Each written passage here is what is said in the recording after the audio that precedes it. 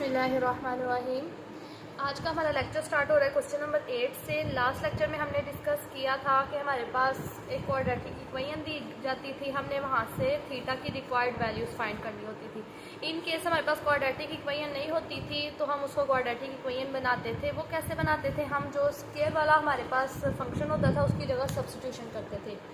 इस क्वेश्चन में अगर हम देखें तो साइन स्क्वायर थीटा की जगह हम लिख सकते हैं, हमें पता है sine square theta plus cos square theta किसके इक्वल होता है, 1 के इक्वल होता है। सो यहाँ से अगर साइन स्क्वायर थीटा की वैल्यू हम फाइंड करना चाहें तो वो हमारे पास आ जाएगी 1 माइनस कॉस स्क्वायर थीटा। अब हम ऐसा करते हैं कि साइन स्क्वायर थीटा की जगह अपने क्वेश्चन में ये वैल्यू को पुट कर देते हैं।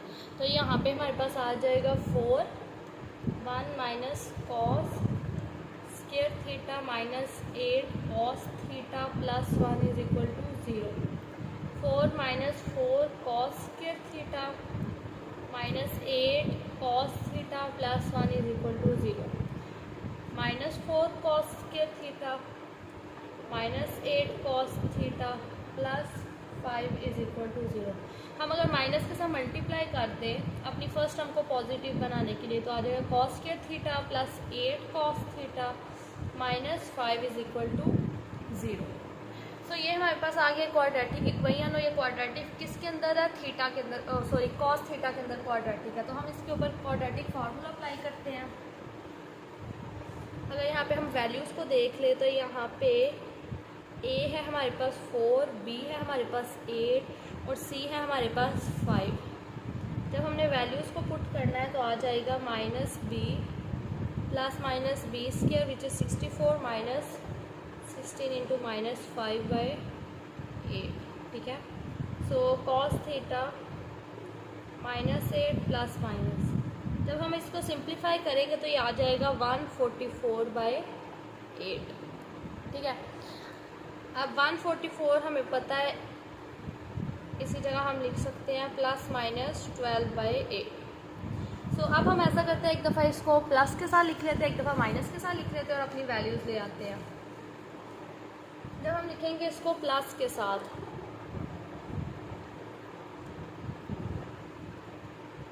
Cos theta is equal to minus 8 plus 12/8 और एक दफ़ा आ जाएगी माइनस 8 माइनस 12/8।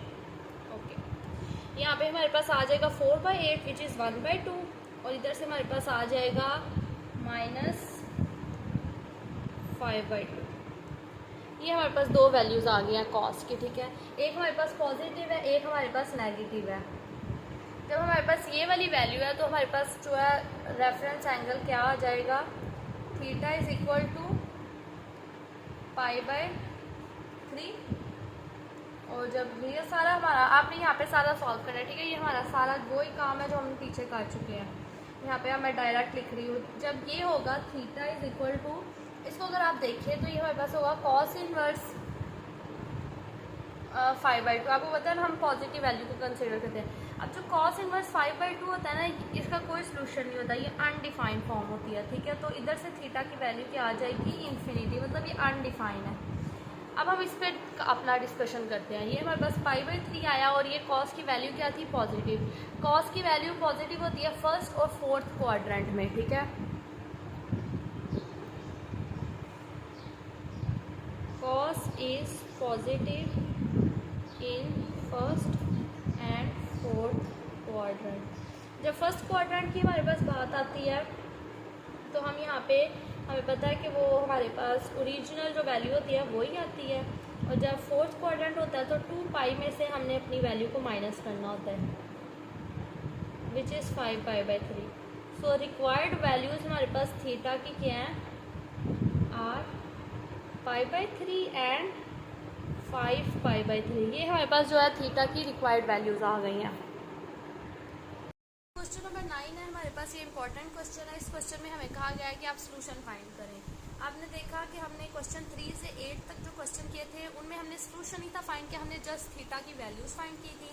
जो क्वेश्चन 1 एंड क्वेश्चन 2 किया था उसमें हमने सोल्यूशन फाइंड किया था। ठीक है, तो ये वाला जो होगा इसमें क्वेश्चन 1 और 2 की तरह भी थोड़ा सा काम इसमें हम करेंगे, और क्वेश्चन 3 से ऑनवर्ड 8 तक जो हमने क्वेश्चंस किए थे क्वाड्रेटिक इक्वेशन के पैटर्न को फॉलो करते हुए वो काम भी हम करेंगे।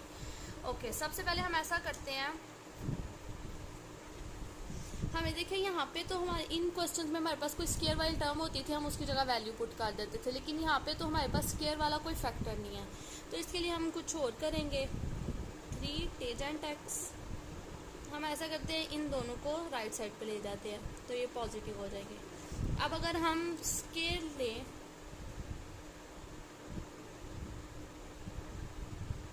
दोनों तरफ, ठीक है,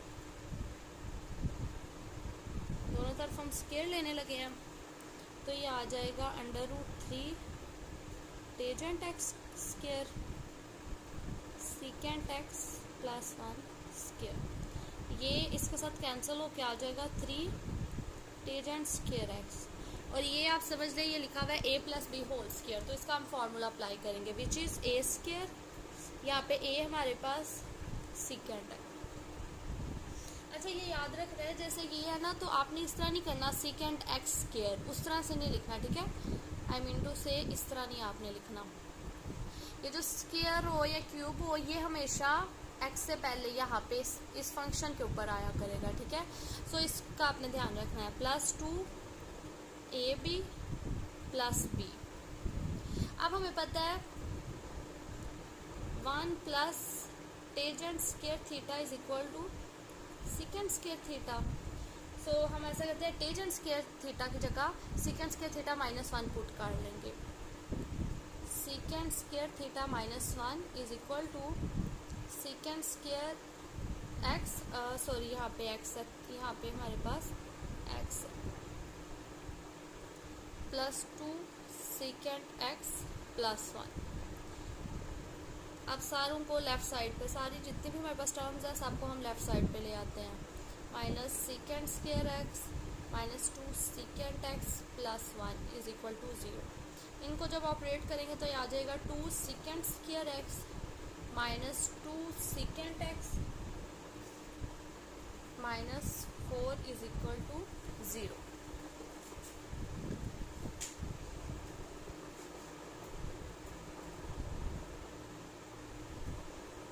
यहाँ तक हमने कर लिया, अब हम देखते हैं आगे। ओके, अब ये हमारे पास क्वाड्रेटिक इक्वेशन बन गया, यहाँ पे हम क्वाड्रेटिक फार्मूला अप्लाई कर देते हैं। यहाँ पे हम एक काम भी कर सकते हैं, हम 2 को कॉमन ले लेते हैं, ठीक है। हम जितना सिंप्लीफाइड फॉर्म में होगी ना हमारी इक्वेशन, उतना हमारे पास क्वाड्रेटिक फार्मूले को आगे सॉल्व करना ईजी होगा। हम 2 को कॉमन ले ले तो हमारे पास आ जाएगा secant square x -secant x -2 is equal to 0। 2 right side पे जाके वैनिश, वो 0 के साथ जब ऑपरेट होगा तो ख़त्म हो जाएगा। सो फाइनली हमारे पास ये आ गया। अब हम जब इस पर क्वाड्रेटिक फार्मूला अप्लाई करेंगे तो आ जाएगा -b ± b square -4ac by 2a। So secant x की हमारे पास वैल्यू आ गई है 1 ± ये हमारे पास 9 आ रहा है, ठीक है, 9/2। तो इसको हम लिख सकते हैं 1 ± 3/2।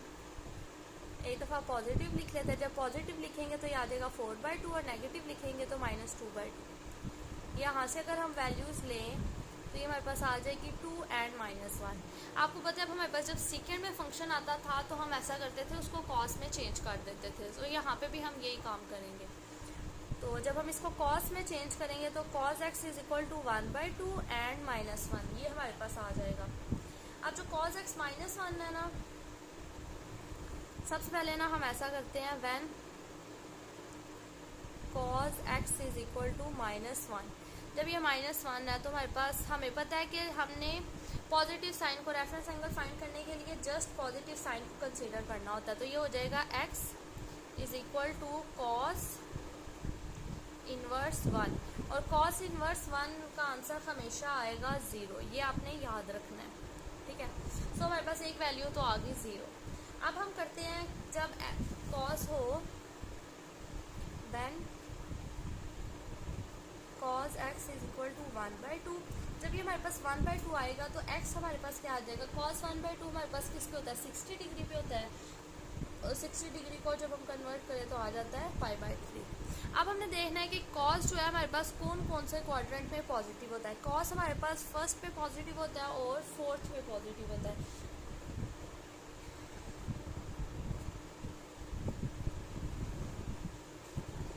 कॉस हमारे पास फर्स्ट में और यहाँ पे भी हमारे पास ये हमने वैल्यूज आ गई। ठीक है, अब इसको फर्दर लेके सॉल्व करेंगे और इसको लेके। कॉस हमारे पास पॉजिटिव होता है फर्स्ट और फोर्थ में। जब हमारे पास कॉस फर्स्ट में पॉजिटिव होगा तो हमारे पास क्या वैल्यूज आ जाएंगी, एक तो हमारे पास सेम रहती है और एक फोर्थ में हमारे पास क्या होता है 2π - π/3 विच इज़ 5π/3। ठीक है, और कॉस हमारे पास नेगेटिव किस में होता है, फर्स्ट में और सेकंड में और थर्ड में। जब सेकंड में है तो वो हमारे पास क्या वैल्यू आएगी pi minus which is pi, और पाई के अंदर प्लस, थर्ड क्वार्टर में पाई में प्लस करेंगे तो वो भी पाई आ जाएगा। सो हमारे पास जो सॉल्यूशन सेट है वो क्या आया, हमारे पास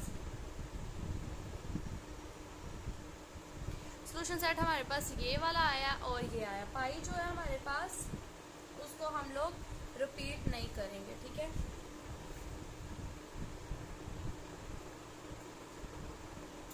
अब यहाँ पे हम लिख देते हैं जो हमारा सॉल्यूशन सेट है वो है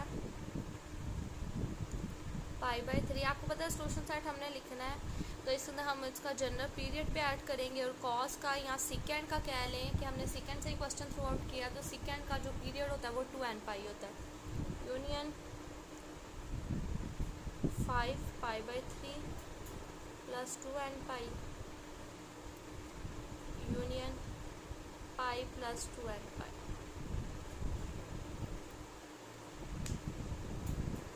क्वेश्चन नंबर 10 में हमारे पास जो क्वेश्चन है वो है cos 2x = sin 3x। अब यहाँ पे हमें पता होना चाहिए क्वेश्चन को फर्दर सॉल्व करने से पहले कि cos 2x का फॉर्मूला क्या है और sin 3x का फॉर्मूला क्या है। हम यहाँ पे cos और sin वाला जो फॉर्मूला होगा उसको करेंगे अप्लाई। cos 2x हमारे पास होता है cos square x - sin square x। ठीक है, और इसके अलावा हमारे पास sin 3x का जो फॉर्मूला होता है ये आपने याद रखना है, वो हमारे पास होता है 3 sin x - 4 sin cube x। ठीक है, ये दो फार्मूला जो हम यहाँ पे पुट करेंगे और फिर अपने क्वेश्चन को फर्दर कंटिन्यू करेंगे। अच्छा जी, cos 2x की जगह हम ये पुट करेंगे, सो आ जाएगा हमारे पास cos square x - sin square x = यहाँ पे ये वाला अप्लाई करेंगे तो 3 sin x - 4 sin cube x। अब सारी राइट वाली जो टर्म्स हैं उनको हम लेफ्ट पे ले आते हैं। cos square x - sin square x - 3 sin x + 4 sin cube x = 0। अब हम देख रहे हैं कि हमारे पास जो सारी टर्म है ना वो साइन में है। ठीक है, जस्ट ये एक है जो साइन के अंदर नहीं है। सो cos square x की जगह हम क्या पुट कर देते हैं 1 - sin square x - sin square x - 3 sin x + 4 sin cube x = 0। अब इसको अगर सीक्वेंस में अरेंज करें तो आ जाएगा 4 sin क्यूब x, इन दोनों को ऐड करें तो -2 sin square x - 3 sin x। ये हमारे पास अब क्यूबिक इक्वेशन आ गया। ठीक है, अगर तो क्वाड्रेटिक इक्वेशन आती तो हम क्वाड्रेटिक का फॉर्मूला अप्लाई कर लेते, लेकिन ये हमारे पास क्वाड्रेटिक इक्वेशन नहीं है तो हम इसके ऊपर सिंथेटिक डिवीजन अप्लाई करेंगे। सिंथेटिक डिवीजन हमने किस तरह से अप्लाई करनी है, अगर वो किसी को नहीं भी आती तो यहाँ पे आप देख लें, मैं वो आपको सारा पैटर्न बताती हूँ।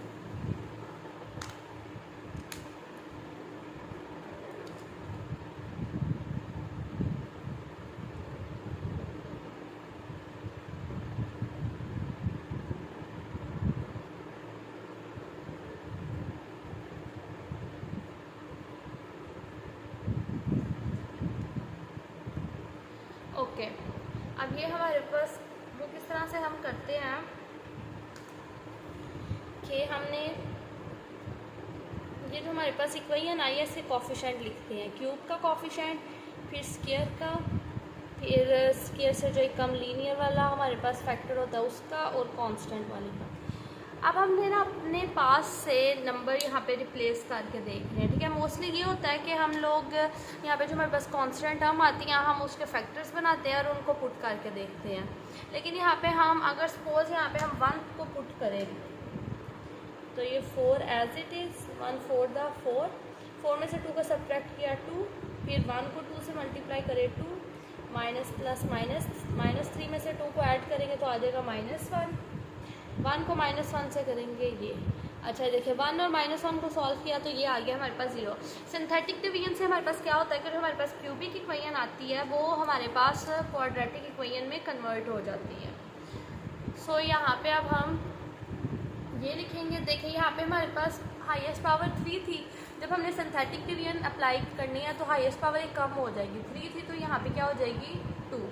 ये हमारे पास आ जाएगा 4 sin square x plus 2 sin x minus 1 is equal to 0। अब हमने इस पर क्वाड्रेटिक फार्मूला अप्लाई करना है, ठीक है। अच्छा ये जो हमने 1 को पुट किया था ना ये भी याद रखना है, इसको भूल नहीं जाना है। इसको आगे फर्दर हमने जो अपना सोल्यूशन लिखना है उसमें इसको ऐड करना है। सो हम यहाँ से अगर हम क्वाड्रेटिक फार्मूला अप्लाई करें तो आ जाएगा sin x is equal to -2 plus minus b square minus 4ac by 2a। So sin x -2 plus minus 16 plus 4 that is 20। ये हमारे पास आ जाएगा 20/8। अब हम ऐसा करते हैं एक दफ़ा इसको प्लस में लिख लेते हैं, एक दफ़ा माइनस में लिख लेते हैं। सबसे पहले हम लोग अगर ये वाला प्लस में और एक दफ़ा माइनस में, ठीक है, तो ये हमारे पास आ जाएगा sin x is equal to -2 plus 20/8 और एक दफ़ा हमारे पास आ जाएगा sin x is equal to -2 minus √20/8।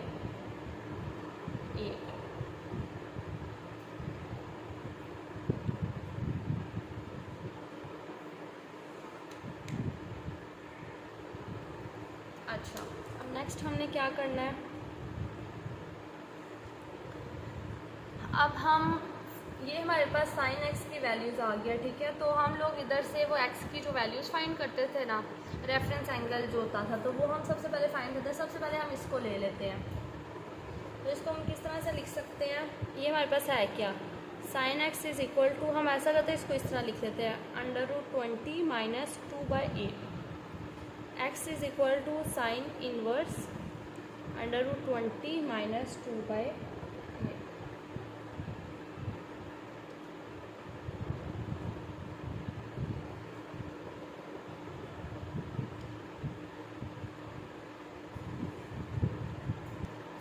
अच्छा ये जो हमारे पास एक्सप्रेशन है ना, अगर हम इसको कैलकुलेटर की हेल्प से सॉल्व करेंगे तो साइन इनवर्स √20 माइनस 2/8 को जब आपने सॉल्व करना है तो यहाँ पे हमारे पास आ जाना है 118 डिग्री। 18 डिग्री को जब हमने कन्वर्ट करना है तो वो इस तरह से हम करते हैं 18 मल्टीप्लाई π/180। सो ये हमारे पास फाइनल जो आंसर आ जाएगा वो आ जाएगा π/10, ठीक है। अब जब हमारे पास ये वैल्यू है sin x is equal to, अगर यहाँ से हम माइनस को कॉमन ले लें तो ये आ जाएगा 20 प्लस 2/8। इसको भी आप कैलकुलेटर की हेल्प से सॉल्व करेंगे, साइन इनवर्स इसके निकालेंगे, ठीक है। अब हमने रेफरेंस एंगल जब फाइंड करना है तो हमने पॉजिटिव साइन को जस्ट कंसीडर करना है। 20 plus 2/8 x is equal to, अब इसकी वैल्यू हमारे पास आ रही है 54 और 54 को जब हम करेंगे π/180 के साथ ऑपरेट तो हमारे पास आ जाएगा x इज इक्वल टू 3π/10, ठीक है। ये आपने ऑपरेट कर लेना है। अब हमारे पास देखिए एक हमारे पास ये वैल्यू आ गई है, एक हमारे पास ये वैल्यू आ गई है, और जब sin x, ये जो मैंने कहा था ना आपको कि इसको हम आगे यूज़ करेंगे। अब इसकी बारी है कि जब हमारे पास sin x 1 होगा, ठीक है, हमने इस इक्वेशन में sin x की जगह 1 ही पुट किया, ठीक है। जो सिंथेटिक डिवीजन है इसका यही मतलब होता है कि 1 जो है वो इस इक्वेशन का रूट है। So it means sin x की जगह 1 पुट करेंगे, sin x 1 होगा तो हमारे पास आ जाएगा x is equal to sine inverse 1। Sine inverse 1 तो होता है 90 डिग्री पे, और 90 डिग्री पे 90 डिग्री को जब हमने ऑपरेट करना तो आ जाएगा π/2। सो ये हमारे पास 3 आ गए हैं। ये जो है इसके लिए हमारे पास, अब हम सबसे पहले ऐसा करते हैं, इसको सॉल्व कर लेते हैं। जब हमारे पास π/10 था, अब जब हमारे पास π/10 है, ये हमें पता है कि साइन हमारे पास पॉजिटिव है। When sine x is positive, जब ये हमारे पास पॉजिटिव है तो ये कौन से क्वाड्रेंट में लाई कर रहा है? So it will lie in first and second quadrant. जब फर्स्ट क्वाड्रेंट में लाई कर रहा है तो हमारे पास अपना ओरिजिनल ही आएगा आंसर, और जब हमारे पास सेकंड में लाई कर रहा है तो आ जाएगा π - π/10 विच इज़ इक्वल टू 9π/10। ठीक है, ये हमारी तब की बात है जब साइन हमारे पास पॉजिटिव होगा, और जब हमारे पास साइन नेगेटिव होगा तो हमारे पास क्या आएगा? When sine is negative it will lie in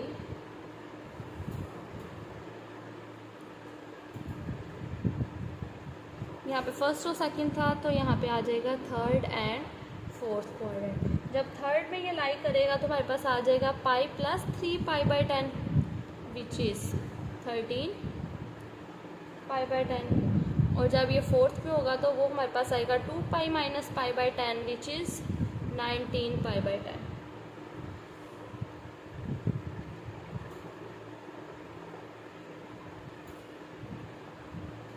sorry 19 नहीं हमारे पास होगा, ये इधर से थोड़ा ठीक नहीं है, -3π/10 20 - 3 17π/10 आ जाएगा हमारे पास। सो ये हमारे पास आंसर आ गया। और एक हमारे पास ये जो π/2 थी ये डायरेक्ट हमारे पास आ गई थी। ठीक है, तो इसको हम π/2 ही लिखेंगे। अब हम अपना सोल्यूशन सेट लिखेंगे। सोल्यूशन सेट में हमारे पास 5 सेट आएंगे। हम लिखेंगे π/2, क्वेश्चन हमारा साइन में है तो इसका पीरियड है 2nπ यूनियन, फिर हमारे पास है ये π/10 और 9π/10 है, π/10 + 2nπ union 9π/10 + 2nπ union 13π/10 + 2nπ union 17π/10 + 2nπ, where n belongs to set of integers। सो ये हमारे पास क्वेश्चन था, हमारा क्वेश्चन नंबर 10। ये थोड़ा सा डिफरेंट था बाकी क्वेश्चन से। अब हम करते हैं, अब जो आगे हमारे ऑनवर्ड क्वेश्चन है ना क्वेश्चन 10 से, वो थोड़े इसी तरह के होंगे। जैसे ये क्वेश्चन नंबर 10 है, इसी टाइप के वो भी क्वेश्चन होंगे। क्वेश्चन नंबर 11 है हमारे पास, secant theta is equal to secant theta. So secant को हम सबसे पहले कॉस में कन्वर्ट करते हैं। अगर हम इस सीकेंट को हम लिख सकते हैं 1/cos 3 थीटा, और इसको हम लिख सकते हैं 1/cos थीटा। अब अगर उधर ले जाएं क्रॉस मल्टीप्लिकेशन कर लें तो आ जाएगा cos theta is equal to cos 3 theta. हम इसको लिखेंगे cos 3 थीटा, इसको राइट साइड पे ले जाए cos theta is equal to 0। अब यहाँ पे हम फार्मूला यूज़ करने लगे हैं जो हमने पीछे चैप्टर्स में पढ़ा हुआ है, which is cos p - cos q is equal to -2 sin p + q/2 sin p - q/2। ठीक है, ये वाला फार्मूला हम यहाँ पे यूज़ करेंगे। तो ये जो हमारे पास एक्सप्रेशन है वो कन्वर्ट हो जाएगा -2 sin 3 theta + theta sin 3 theta - theta is equal to 0। तो ये आ जाएगा -2 sin 4 थीटा/2 sin 2 थीटा/2। यहाँ से फर्दर कटिंग करें तो आ जाएगा -2 sin 2 theta and sin theta is equal to 0। अगर हम -2 को राइट साइड पे ले जाते हैं तो ये हमारे पास 0 के साथ ऑपरेट होकर ख़त्म हो जाएगा। तो हमारे पास एट द एंड क्या रह जाएगा, sin 2 theta sin theta is equal to 0। दो जो हमारे पास फंक्शन है, नंबर्स हो, ये फंक्शन का प्रोडक्ट 0 हो तो इसका मतलब है वो दोनों 0 के इक्वल होते हैं। sin 2 theta is equal to 0 and sin theta is equal to 0। यहाँ से हम क्या कर सकते हैं, 2 theta is equal to sine inverse 0। 2 theta sine inverse 0 अभी मैंने आपको बताया था ये होता है 0 और पाई पे, ठीक है। साइन इनवर्स 0 की वैल्यू क्या होती है, 0 पे होता है और ये पाई पे होता है। तो यहाँ से थीटा हमारे पास क्या होगा, 0 एंड पाई बाय 2। अब हम अगर ये कर लें theta is equal to sine inverse 0, ये भी वही आ जाएगा, theta is equal to 0 pi. अब हमने जस्ट ऐसा करना है कि थीटा के अंदर जो हमारी वैल्यूज़ आई हैं उनके अंदर हम लोगों ने अपना सोल्यूशन सेट लिखना, तो सोल्यूशन सेट में हमने जस्ट इसका पीरियड ऐड कर देना है। तो सोल्यूशन सेट में एक दफ़ा 0 के अंदर जब हम लोग, आप देखें कि हमारे पास ये क्वेश्चन है कॉस का, और कॉस का हमेशा पीरियड हमें पता है कि 2n पाई होता है। सो यहाँ पे भी इसका पीरियड क्या हो जाएगा, 2n पाई। तो ये हमारे पास आ जाएगा pi by 2 plus 2n pi union. ये 0 के अंदर जब हम 2n पाई ऐड करेंगे तो वो खाली 2n पाई यूनियन पाई प्लस 2n पाई, ठीक है, वेयर n बिलोंग्स टू। ये हमारे पास इसका सॉल्यूशन आ गया।